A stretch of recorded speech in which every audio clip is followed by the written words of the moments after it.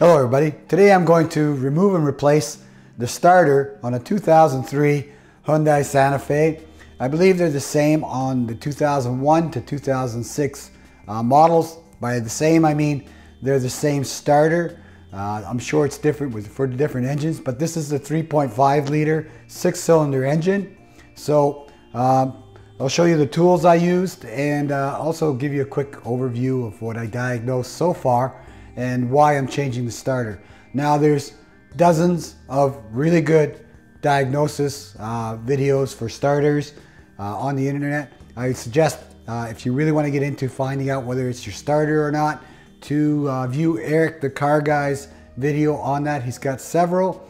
This is not a diagnosis so much as, hey, I'll show you what I found and I'll show you how to take the starter out and put the new one in. All right, I'm going to turn it over and so you can hear what the current state of the machine is and what the starter is doing. So let's just give it a crank here. And as you could hear, the solenoid was actually actuating there a couple times, but it's not cranking over at all. So basically at this point, it could either be my battery is dead or my starter is dead. So let's go and go through those scenarios and test the battery. I got a battery tester and we'll go from there. Though I said this is not a diagnostic video, I'll show you some quick and easy. I've got my meter set up here. I got it set on DC volts, and I want to show you something quickly. Before you buy a starter, you should really know the health of your battery. If your battery is pooched, then your starter won't work, and changing the starter is not going to fix the battery. So first thing I'm going to show you is the voltage on my battery that I have mounted. 12.73 volts. So that's good. I got 12.73 volts. That's great. So it's not discharged, it's not empty, it has volts. But that doesn't mean my battery is good. It just means it's holding voltage. If it doesn't have the cranking power, the cranking amps to turn over my engine, then it won't be able to start the engine anyway. So I'll give you an example of where voltage doesn't count here. I'm going to zoom up to the other battery I have, which is a spare, right up here. And I'll put the meter on that one. On this one, we've got 13.19 volts. So you think, oh, that's a really healthy battery. Actually, it's not, because its cranking power is below its rated capacity. So what I'm going to show you is how to figure that out. First off, you're going to need to have a meter, a battery tester, basically is what you're going to need. And the one I've got is this one right here. This is a standard battery tester. You can buy these on Amazon for about 20 bucks. And really, if you're going to do this kind of work, you really should have this kind of meter to tell you if the battery is good or not before you even start. So let's do the test on the battery that's installed in the car. First off, you need to know how many cranking amps there is on the battery. So we're going to show you where to find that. Usually there's on top of it, like that one. This one says 700 cold cranking amps at 0 Fahrenheit, 875 at 32 Fahrenheit. So should be between 700 and 875 depending. So we're going to hook up our battery tester and we're going to give it a shot and see what we get. So we'll hook it up. Positive to the positive, negative to the negative.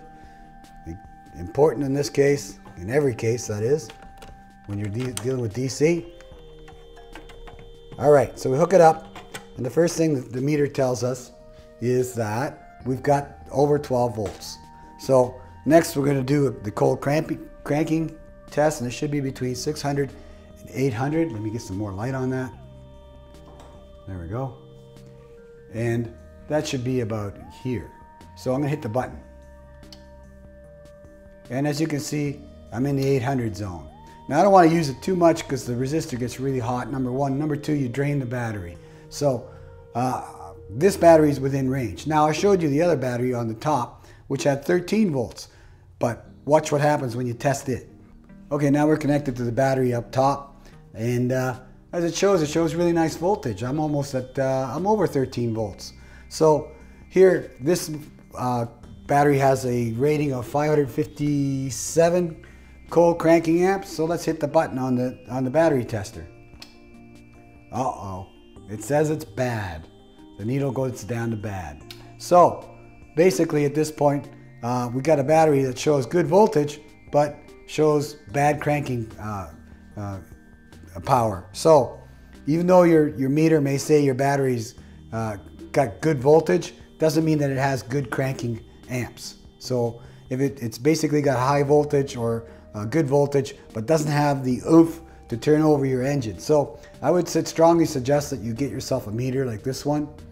And for 20 bucks, I'll put the link for it in the video description for you to get it at Amazon. I think it's a good investment, especially if you're going to be doing automotive repairs of any kind that involve batteries. At least you know whether you're dealing with a good battery or not. I know I'm dealing with a good battery with the main battery inside my car. I just wanted to show you that before you start going after the starter, you should really know the state and health of your battery. Past that, I would say watch Eric the Car Guy's guides on determining, whether it's your starter or not. I've gone through the basic steps at this point, and I know my starter is the issue. Okay, basically, I know my engine's not seized. I know that the starter basically warned me that it was going south by working worse and worse and worse as it went along to a point where it didn't work at all. And I know my battery's good, so the battery's not the issue. At this point, I'm going to replace the starter. And again, you do the diagnosis and make the determination whether it's your starter or not. But the rest of this video is basically going to show you how to take the starter out of a Hyundai Santa Fe 2003 and how to put a new starter back into it. First thing we're going to do is remove all power from the car, from the vehicle. We don't want any juice flowing through the car while we're working on the electrical systems. We don't want to short it, and we definitely don't want to damage any of the electronics. The only downside about removing the negative terminal from the battery is that you're going to have to reset your clocks. So I've got a 10mm socket and a deep socket on this. If you don't have a 10mm deep socket, then maybe a short one will do for you. And if not that, a 10mm wrench will do the job just fine. The post is marked with a negative sign on the negative side and a positive sign on the positive side. So that should basically tell you which one's which. We're taking off the negative, so there we go. And I'm going to push that connector out of the way and down so it can't accidentally pop back onto that terminal and go back onto it. So now we've got the electrical system disabled, and we can go and begin to take the starter out of the engine. Next thing we're going to do is take the splash guard or engine guard from the bottom of the engine off. In this particular engine, the 3.5 liter V6, this is the best and really the only way to get at this starter. All right, now we're looking at the bottom splash cover and for the engine, and it has a bunch of bolts on it. Mine has a mix of 12mm and 14mm bolts for a total of 9 to get it all off. And this is the passenger side, sorry, the driver's side, a corner. You see that there's 1, 2, so there's the corner of the panel, 2, and then go towards the front, 3, and then as you move on, 4, the center bolt right there, 5, and on the other side, exactly the same pattern of bolts down to the bottom corner. Now you may want to jack it up a little bit. You see there's 2 bolts here, right there and right there, and there and there. I'm not sure whether you can get that or not. And you may want to jack your car up a little bit to get a little more clearance. There's another one, and there's your last one. So a total of 9 bolts have to be taken off. So I'm going to do that, then I'll show you the panel afterwards so you see what it looks like. Here's the bottom panel removed, or the splash guard. The front is right on where you see the vents right there. And here are the bolts you need to remove. 1, 2, 3, 4, 5, 6. And over here. 7, 8, 9. That center bolt stays on. You don't need to take that one off. At least not in my case. And they were various sizes with me. Some were 12s, some were 14s. The one in the middle down here, was a 13. So, you know, not sure why that is. Probably because I bought this second hand and whoever worked on it probably changed the size of the bolts. All right, we got the bottom cover of the engine off, the splash guard, and now the camera is actually facing towards the front of the car. This would be the front of the car here, and the exhaust comes from the exhaust manifold here, wraps down and around. You see the oxygen sensor here. Okay, so I'm trying to give you a lay of the land here. Now, your starter is underneath this heat shield here, and this heat shield is part of you know, what gives people a problem taking the starter off this engine, but it's not a really big deal. After you've removed the 2 bolts and 1 nut that take this off the starter, I'll show you how to move it out of the way without actually removing it from the engine compartment yet, but I'll show you how to move this cover right here. So this is the heat shield. I'm touching right here, and it's got 2 bolts and 1 nut holding it onto the starter. And we're going to take that off, and then we're going to move it out of the way. So you're going to need a 10 millimeter to take those nuts off, and the nuts are here and here. So just get your 10 millimeter socket on that and take it off.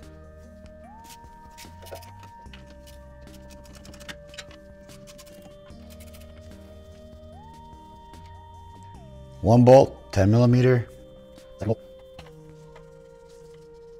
Another 10 millimeter. So put those aside.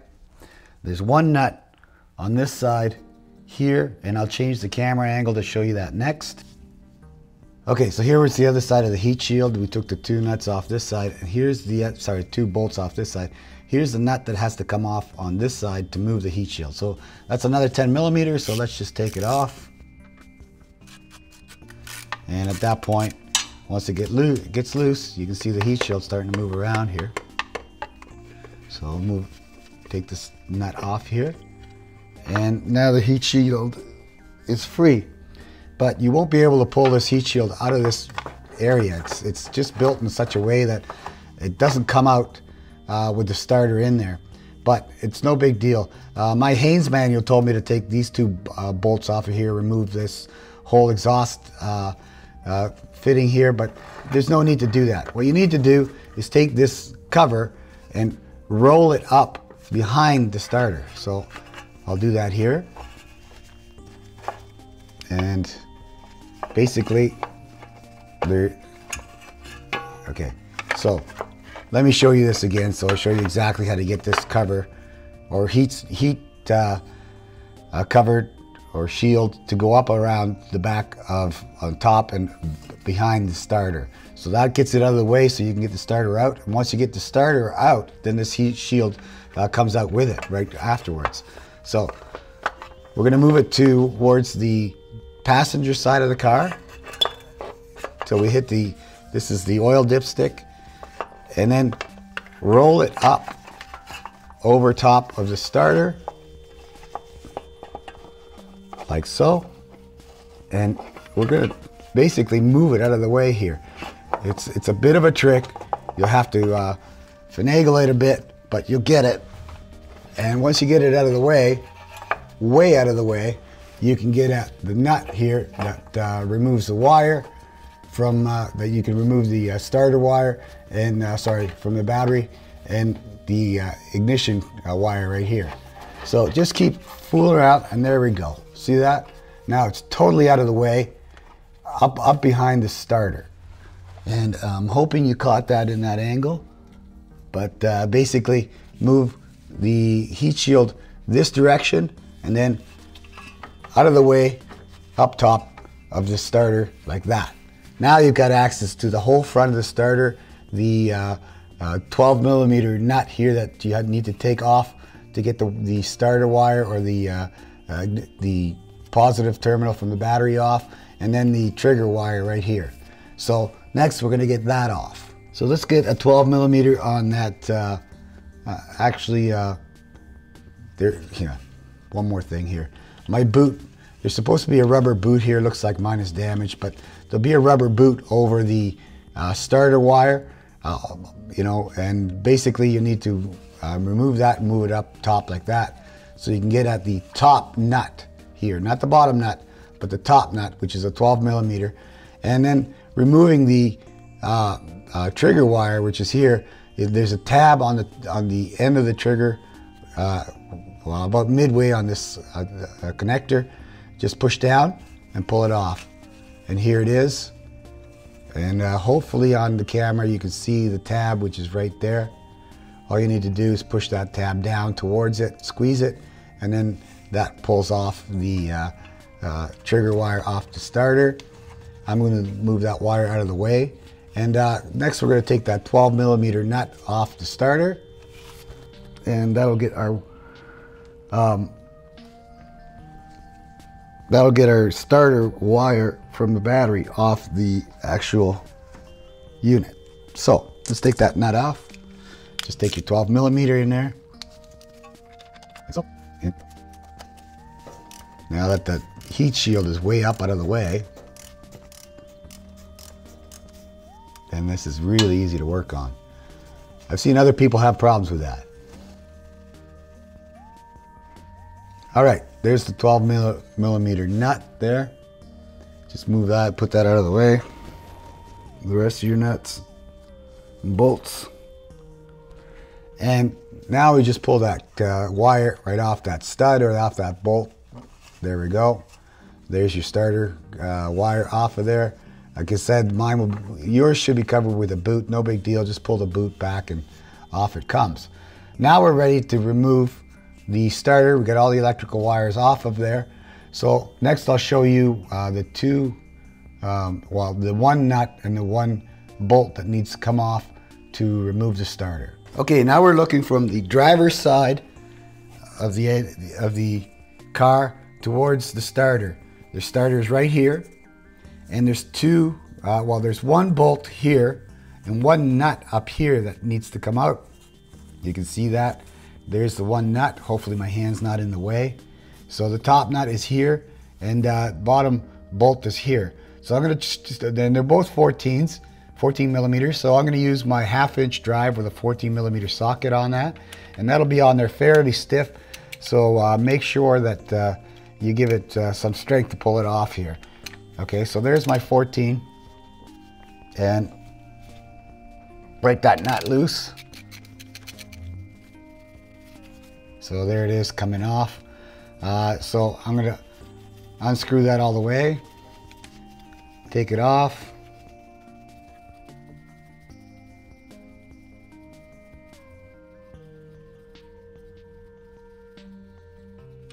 Okay, there it is. And basically just take the bolt out. And now we have the one nut on the top to take off. So we'll get at that. Again, using my 14 millimeter socket on my 1/2 inch drive. We'll get up there. Right there is the nut. So hopefully you can see that. So put that in there.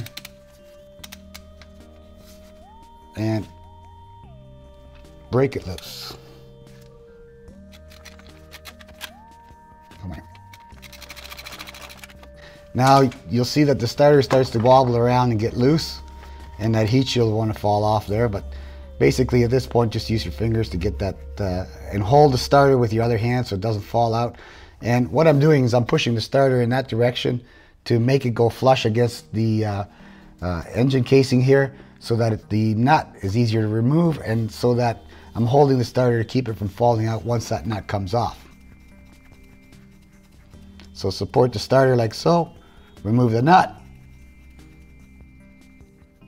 There it is. There's your 14 millimeter nut from the top of the starter. Now the starter can be taken out. So just wiggle it like so, and in that direction towards the passenger side, it slides out.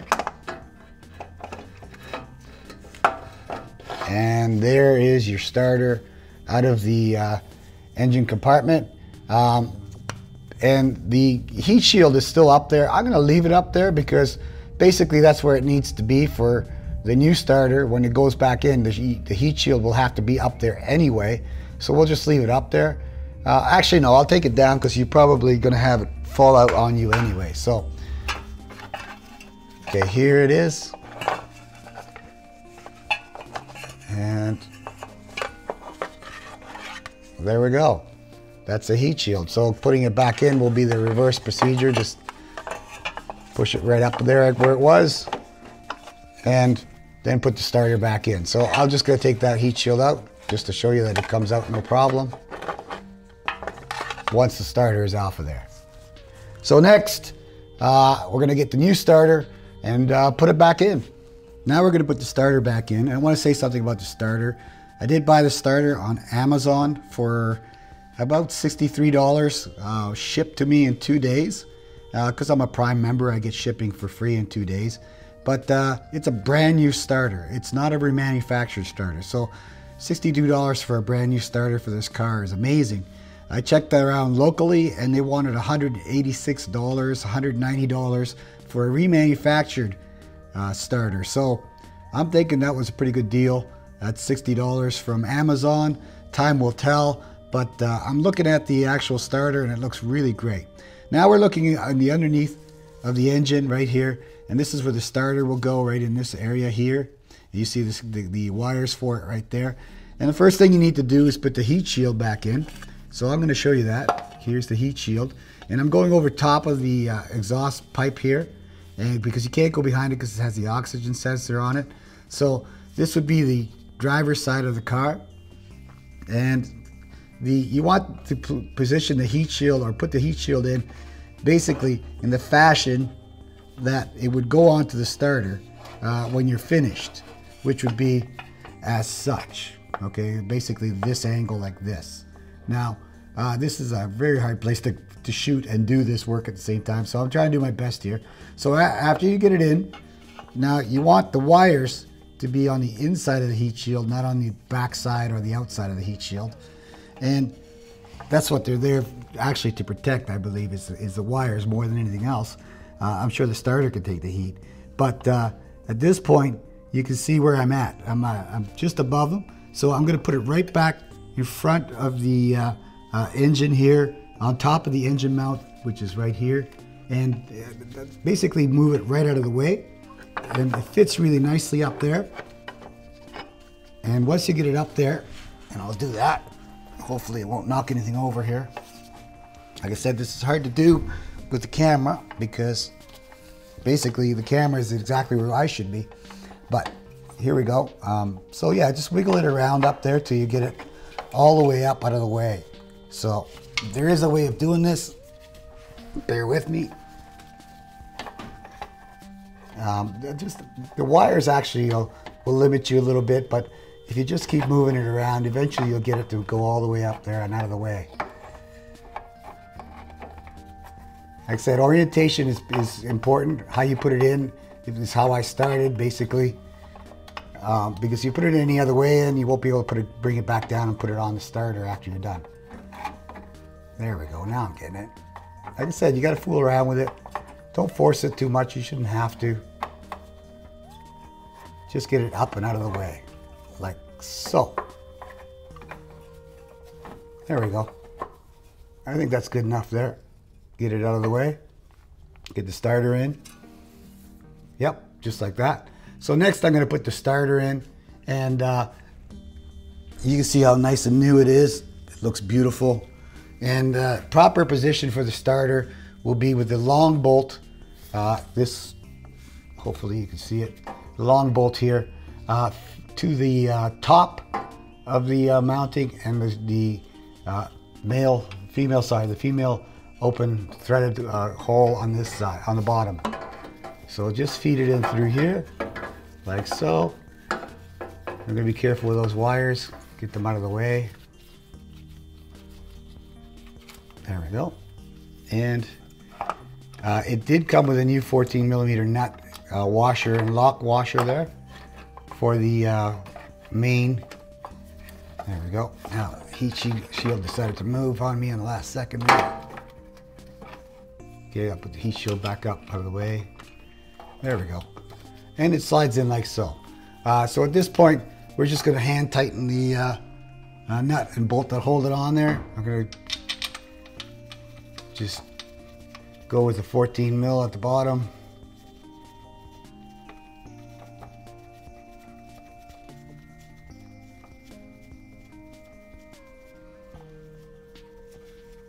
And now that it's up there, I don't have to hold it up anymore. I'm going to put the other 14 millimeter nut on the top bolt that went through the engine casing, and snug that down. And at this point, the starter's not going anywhere. I'm just securing it with the 2 bolts just to make sure. I don't want it falling on me or anything like that. At this point, the wires are the next thing we need to put on right here. And they go, of course, where we took them off from. But again, to get that heat shield out of the way, try to get it to stay out of the way. So at this point, let's just try the putting these connectors back on here. Okay, I adjusted my angle so you can see the terminals on the starter better. And you can see here the main stud, which is the top upper stud here, and that's where the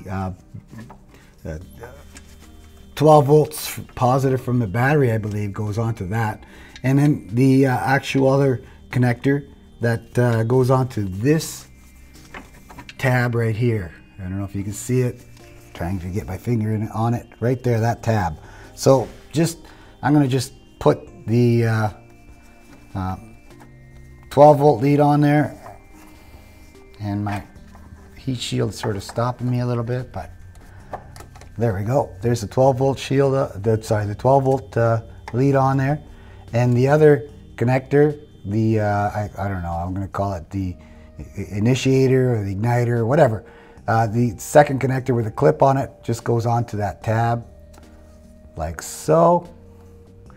And at this point, it just clicks in and it locks in. Make sure it's locked in.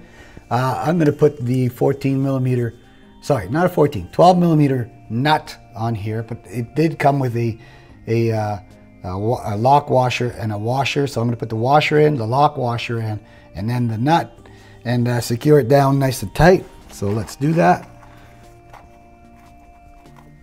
So washer first. Lock washer second. And nut last. And I believe that's a 12. So we'll just turn it tight there. Like that. And notice that the starter is still loose in there. I want it loose. I'm going to secure the two, the nut and the 14 millimeter nut and the 14 millimeter mounting bolts after I finish this side of the equation. And you'll see why, because you need a little bit of wiggle room. So having the nut and bolt loose will give you that wiggle room. So let's tighten up that upper nut. And I'm going to put silicone all over these connections just because, first of all, my boot's kind of ripped. So whatever protection that was giving it is kind of somewhat diminished at this point. So I'm going to basically use some silicone to seal it up and make sure that they remain watertight. So tighten it up. Nice and snug. It's not going anywhere. There's that cable all very tight in there. So I'm going to get the rubber boot here. That's a little ripped on my part, but yours may not be. And then you just put the rubber boot over it like that. Next, I'm going to just put some silicone there, seal that up. But that's a matter for me. You guys don't need to do that. Just put the boot over it and close it up. So at this point, I'm going to cut for a second, put the silicone on it, and then we're going to put the heat shield back onto the starter. And then we're going to tighten down the 2 bolts that secure the starter to the engine. All right, as you can see there, liberal amount of silicone sealant. You don't need to put that on there. I put it on there just to protect it from corrosion and stuff. So at this point, we got the wires back on. Let's put the heat shield back on. So just grab it up from up top. and work it on down like so. And the first bolt will go through that hole, so let's align that. It's right there, okay. There we go. And that is a 10 millimeter, so we're gonna use that. Put a nut on it right there. And I'm just gonna hand tighten these right now. That one there. And then afterwards here, you see that one there. I'm going to show you the other two in the back, which I'm sure you can't see from that angle. And then we're going to secure the whole system down to the actual engine. So there's that one hand tightened. And next I'll show you the two in the back, and then we'll go from there. All right, now we can put the other two 10 millimeters in here. One here. And just hand tighten them first. There's one. And the other one up here. And as you can see, everything's loose, but that's good. We don't mind that right here. We want to get everything to fit first, and then we tighten. All right, so we got the two bolts in there.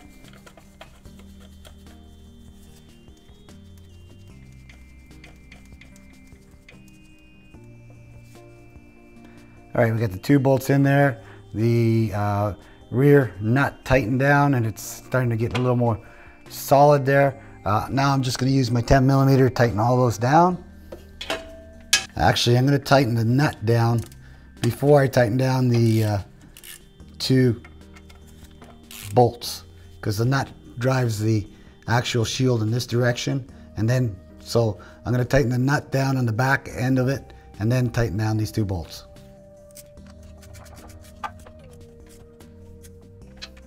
Okay, the nut is tightened down. Now I'm tightening it down the bolts. And again, the starter is still loose because I haven't tightened down the two securing points, the bolt, the 14 millimeter bolt and the 14 millimeter nut. Well, that'll be our next step. And then at that point, all we gotta do is put the shield back on, the engine shield, the engine rear cover back on, and we're done. But before we do that, we're going to test it all out. Next, I'm going to tighten down the two 14 millimeters that secure the starter, and then we'll give her our trial run, see if she starts. Okay, now we're looking at the 14-inch bolt and the 14 millimeter bolt and the 14 millimeter nut up top there, the two main securing points for the starter. And I'm going to use a 14 millimeter half-inch socket on that, and tighten her down.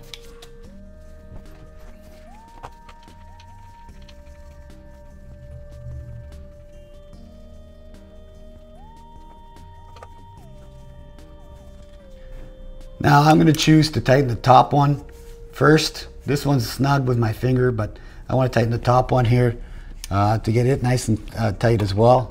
So here we go.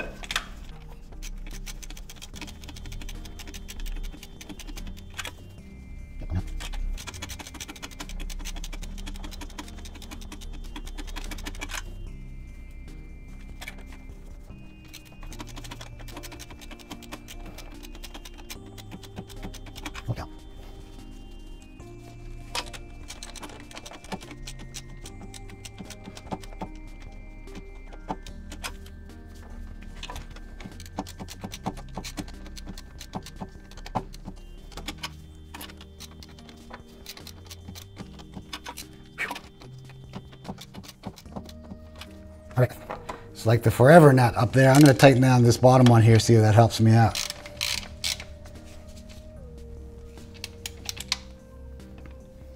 And I don't want it super tight, but a little tighter.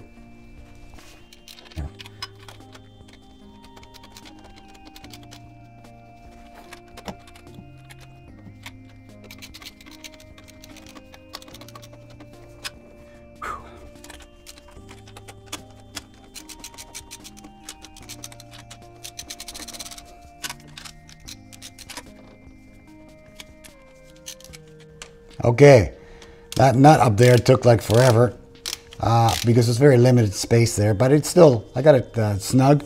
Now the bottom one is snug. I push the starter in this direction towards where, you know, makes it basically where I think it should make contact okay, but again, probably self-center here. So there's that one, bottom snug. Let's get the top snug.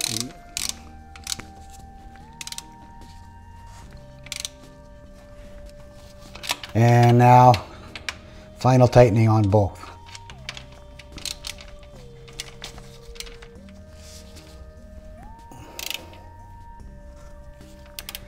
Nice and snug. Nice and snug. That's not going anywhere. All right. At this point, we're ready to start her up, see if she works. So let's see what happens. I'll get into the vehicle and see if she starts up. Oh, one more thing. Before it's going to start up, you need to reattach the negative terminal on your battery. All right, negative terminal on the battery is now connected. Use a 10mm wrench on that. Pretty basic, shouldn't really have to show you that. Next, we're going to turn it over, see if it starts. If it starts just fine, then we'll put the bottom panel on it.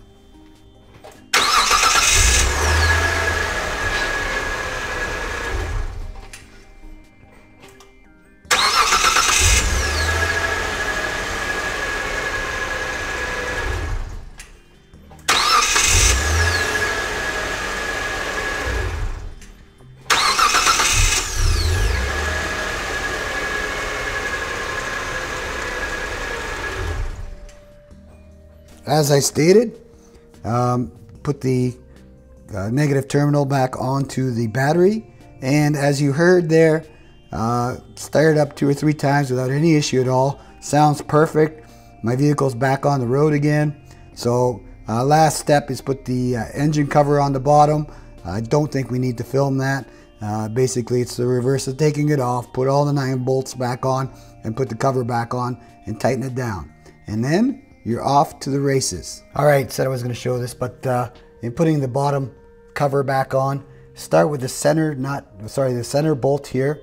Work your way from center to the edges and then back to the back of the car, and just hand tighten them all first and then tighten them up after you've got them all fitted on, just to make sure that you've got the cover fitting correctly. And then you're done. Tighten them all down, drive away. All right, if that video helped you out in some way, do me a favor, click on the like button down here or the thumbs up button down here on the bottom right. And if you want to subscribe to my channel and see further videos in the future, just click up here in the on the link that I provide to subscribe to my channel or the Richard Lloyd USA channel. Thank you very much for watching. I hope you enjoyed that video and it helped you out some way. I'm going for a drive.